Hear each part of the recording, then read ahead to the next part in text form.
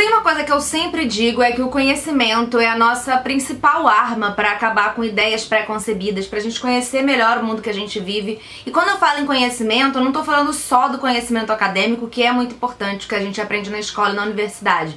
Mas eu tô falando de conhecer novas pessoas, conhecer novas histórias, conhecer novos lugares. E isso é muito capaz de tirar e acabar com preconceitos e essas ideias pré-concebidas que a gente tinha com relação a esses grupos antes de conhecê-los. Em Um Defeito de Cor, a gente aprende muito sobre as lutas dos escravos e sobre as batalhas dos seus descendentes até hoje. Eu sou Manu Mairink e esse é o Alguém Viu Meus Óculos.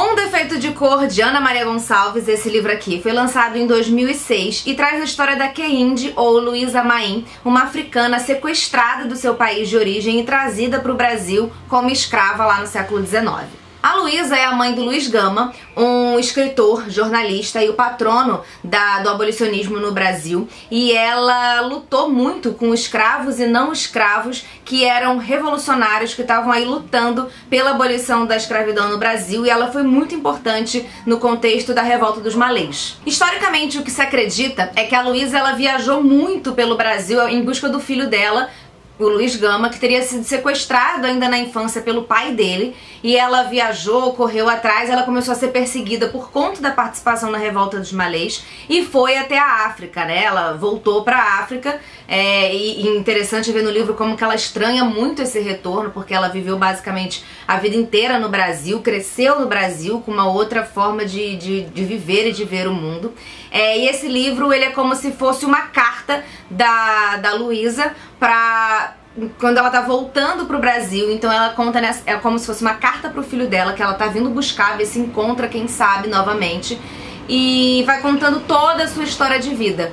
E é bem interessante, porque é a partir de uma senhora, né, o ponto de vista de uma senhora que tá passando em revista, assim, toda a sua vida. Mas não tem nenhum documento que comprove exatamente que essa seja a história da Luísa Maim, ou que até mesmo que ela existiu. Tem muitos historiadores que acham que ela é uma criação da mente do Luiz Gama. O único documento que traz informações sobre a mãe dele é uma carta que ele escreveu a Lúcio de Mendonça em 25 de julho de 1880. É uma carta autobiográfica chamada Lances Doridos, e é o único lugar onde o Luiz Gama cita Luísa Maim, o único lugar, na verdade, onde se fala dela. Como eu disse, esse livro da Ana Maria Gonçalves conta essa história dela desde que ela sai, desde os 5 anos de idade, um pouco antes dela ser sequestrada na África, já contando como a mãe e o irmão dela morreram lá, foram assassinados na África. Isso porque é muito interessante também que a gente vê nesse livro, a gente entende como que a gente fala assim, a África, né? Quando na verdade você tem diversas tribos, e falando desse contexto, tinha diversas tribos, diversas etnias, diversas situações, diversos grupos que muitas vezes guerreavam entre si. E a mãe e o irmão dela são vítimas dessas guerras internas, né? Dentro ali daquela própria região em que eles moravam. E ela é sequestrada, e junto com a irmã, porque ela tem uma irmã gêmea, e ela vai até o porto para entender que movimentação era aquela que estava acontecendo, que tem um monte de gente e tal, elas estão todas bonitinhas e não sei o que.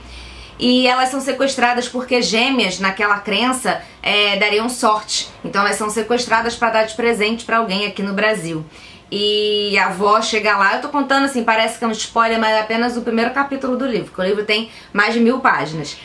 A avó delas consegue chegar onde elas estão e ela se oferece pra ir junto, pra que as meninas não vão sozinhas. Na viagem, morre a avó, morre a irmã, ela já chega ao Brasil sozinha, e toda a sua história aqui é uma luta solitária e com amigos que ela vai encontrando ao longo do caminho. Então nesse livro a gente acompanha essa história, e até ela já está idosa, voltando pro Brasil, sempre na expectativa de encontrar esse filho que foi sequestrado dela quando ela ainda era jovem. Esse livro é baseado em manuscritos que foram encontrados na Bahia, e ele de forma alguma se limita a uma história única, só a história da Luísa, né? Ele tem mais de 1000 páginas, como eu disse, tem mais não, quase 1000 páginas, 900 e blau, e ele conta ali Nesse livro, a partir da história da Luísa, ela é em primeira pessoa, ela contando a história dela, você aprende sobre a história do Brasil de uma maneira geral, porque ela passa por diversos lugares do Brasil em busca do filho, então a gente entende os processos dentro do período da escravidão, né, de todas as lutas que aconteceram,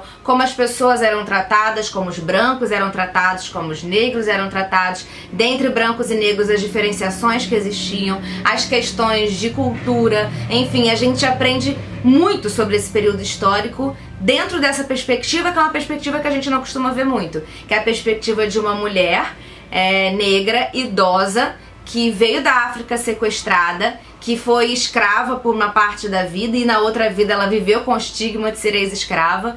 Então é muito interessante acompanhar tudo a partir dessa perspectiva também, entender como a história funcionou a partir desse ponto de vista, porque a gente sempre sabe da história a partir do ponto de vista de quem venceu, vamos dizer assim, né? Sempre do ponto de vista do branco. A gente aprende que a grande guerreira que venceu tudo por nós e que libertou todos os escravos foi a Princesa Isabel, quando a gente sabe que sim, não estamos tirando o mérito dela, ela foi lá e assinou o documento, mas toda uma luta já tinha sido feita antes. O Brasil aboliu a escravidão porque a gente não tinha mais o que fazer, não tinha mais como ter, não tinha mais condição de haver escravidão. Então assim, ela também não foi assim tudo isso que a gente aprende, né? E a gente aprende muito nesse livro sobre a questão da hibridização, adaptação aos costumes locais, né? Que muitas coisas que foram feitas para que os negros pudessem sobreviver por aqui, né? Então tem toda uma questão religiosa, o sincretismo religioso, a gente vê ali exatamente esse momento desse se não é o surgimento,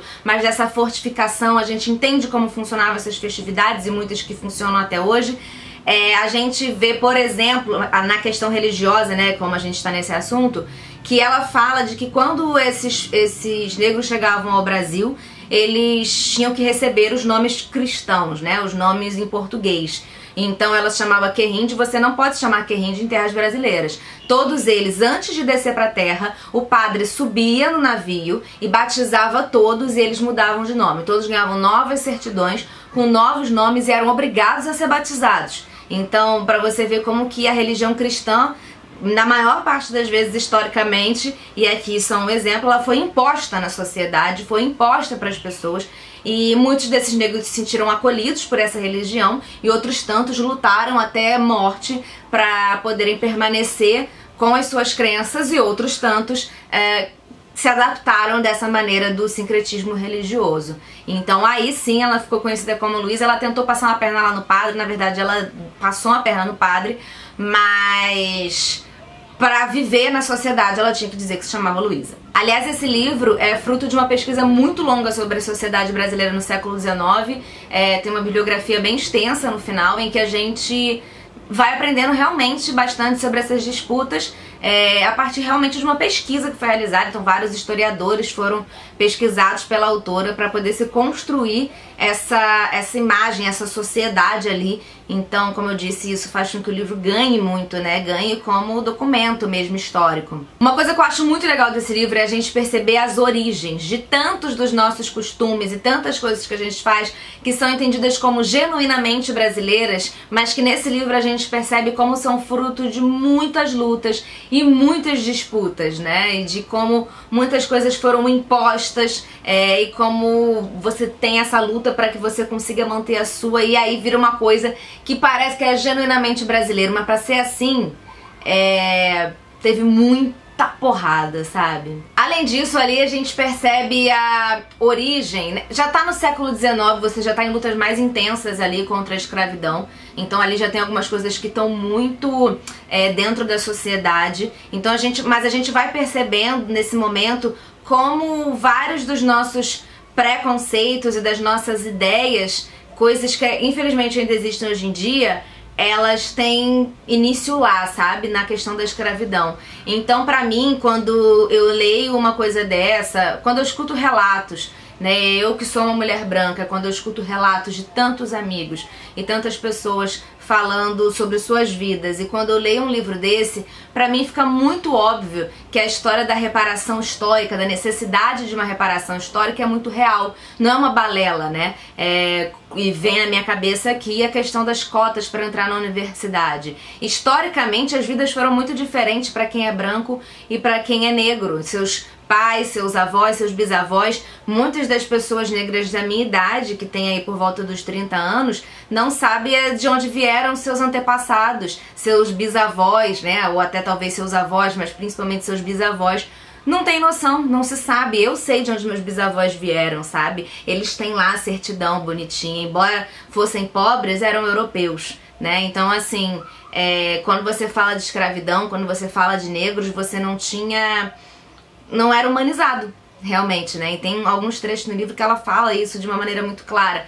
Então, realmente fica muito difícil pra mim ir contra qualquer ideia de reparação histórica, porque é necessário. Não tem como dizer que acabou a escravidão, tá tudo igual. Porque, inclusive, isso é tema pra outro vídeo, quem sabe um dia, mas quando acabou a escravidão também, fizeram tudo cagado, né? Não fizeram nada direito. Falaram, acabou a escravidão, mas cagaram do pau também.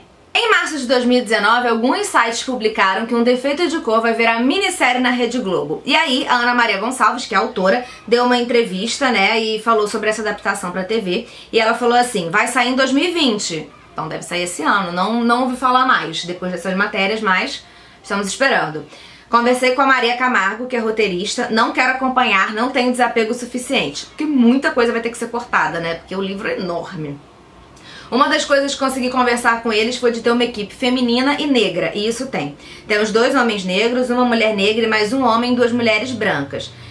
E a produção tem consultoria do Ney Lopes e pesquisa de Eduardo Azevedo, então agora é a gente aguardar. Eu estou no aguardo, porque esse livro